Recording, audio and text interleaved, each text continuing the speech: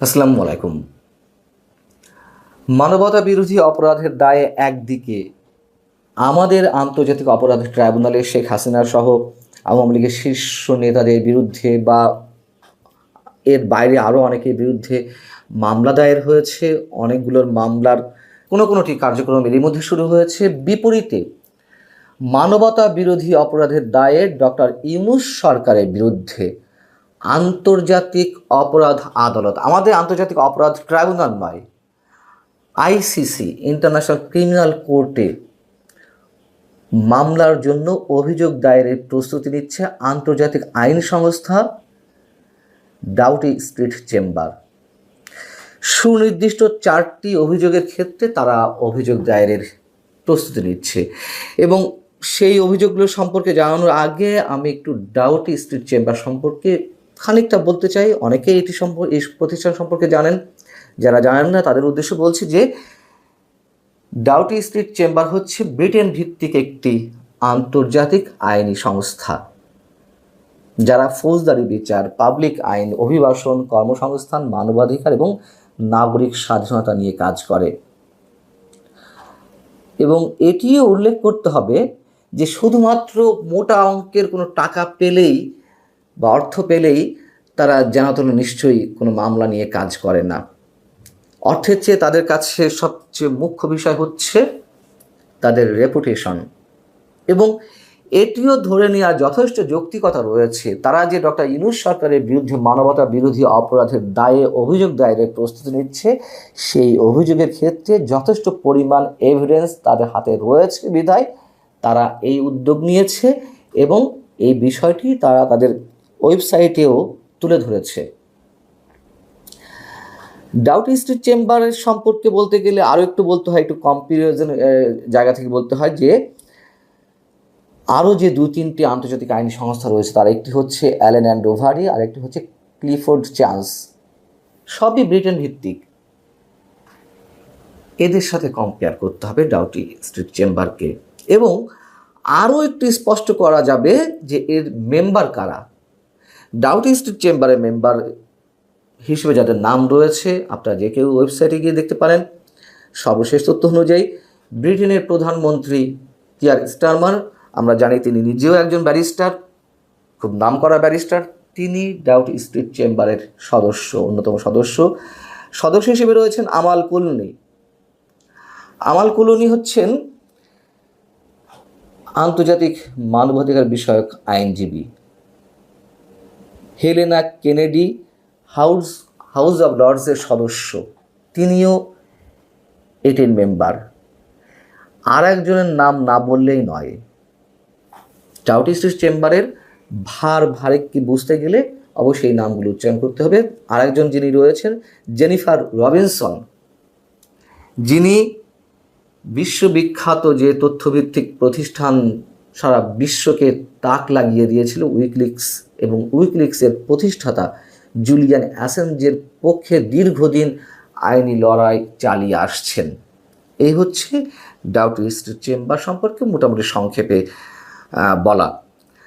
এখন Doughty street চেম্বারের ওয়েবসাইটে যেটি বলা হচ্ছে যে ইন্টারন্যাশনাল ক্রিমিনাল কোর্ট, নেদারল্যান্ডের হেগে যেটি অবস্থিত, সেই আইসিসির সংবিধি বা রোম স্ট্যাটিউট এর যে 15 অনুচ্ছেদ তার অধীনেই তারা এই মামলা করার প্রস্তুতি নিয়েছে ডক্টর ইউনূস সরকারের বিরুদ্ধে, যেখানে যে 4টি সুনির্দিষ্ট অভিযোগ এখানে তুলে ধরা হয়েছে বা ধারা আমরা বলতে পারি, তার মধ্যে প্রথমটি হচ্ছে, এখানে বলা হচ্ছে, এখানে যা লেখা রয়েছে আমি হুবহু বলছি।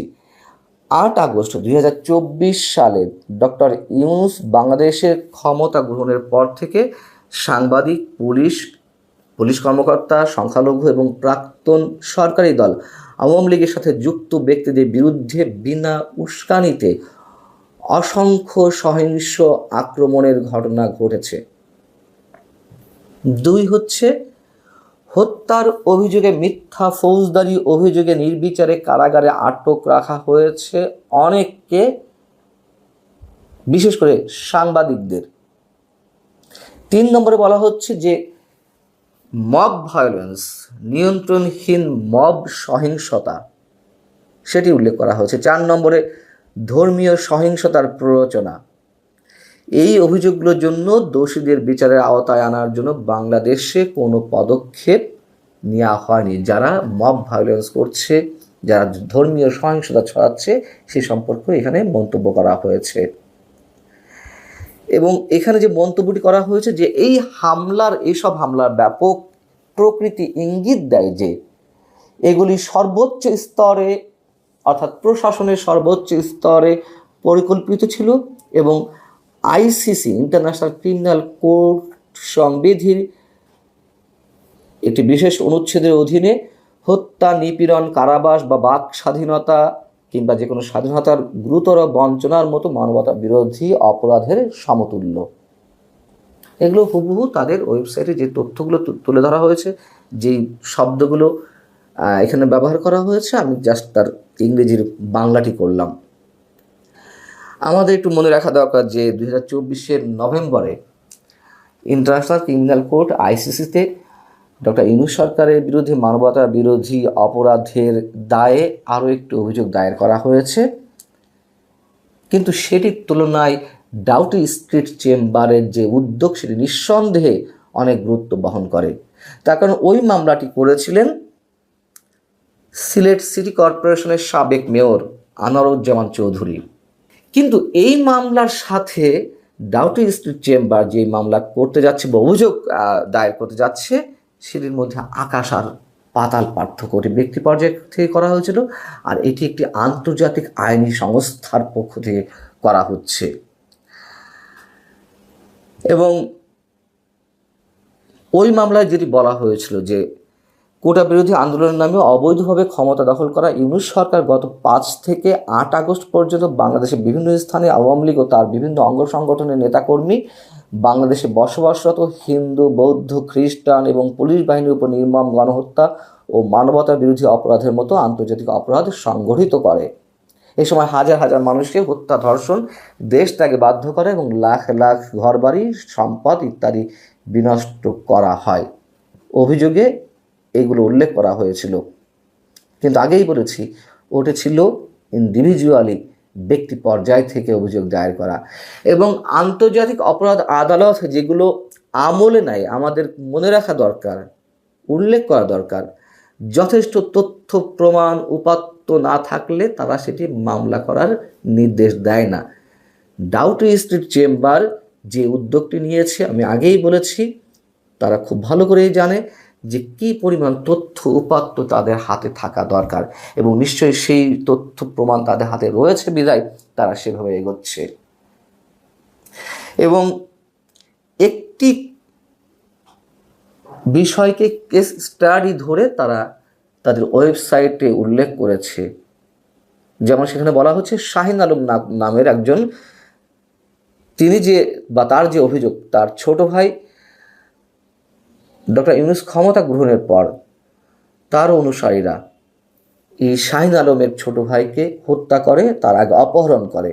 মিস্টার আলম যেটি ডাউটি স্ট্রিট চেম্বারকে জানিয়েছে যে আমার ভাইকে একটি অর্থহীন আক্রমণে নির্মমভাবে হত্যা করা হয়েছে। সাম্প্রতিক মাসগুলোতে বাংলাদেশ আইন শূন্যতার অবস্থায় নেমে এসেছে, পরিচিত সন্ত্রাসীদের কারাগার থেকে মুক্তি দেওয়া হয়েছে এবং মৌলবাদী গোষ্ঠীর সদস্যদের ক্ষমতার আসনে বসানো হয়েছে। আমি আমার ভাইয়ের জন্য ন্যায় বিচার পেতে এবং দায়ীদের জবাবদিহি নিশ্চিত করতে দৃঢ় প্রতিজ্ঞ। আমার ব্যক্তিগত কোনো মতামত নেই। ডাউটি স্ট্রিট চেম্বার যা বলেছে সংক্ষেপে আমি সেগুলো তুলে ধরলাম। আমাদের অবস্থান কোথায় গিয়ে দাঁড়াচ্ছে শুধু আমরা সেটাই বলতে পারি। আল্লাহ হাফেজ, ভালো থাকুন।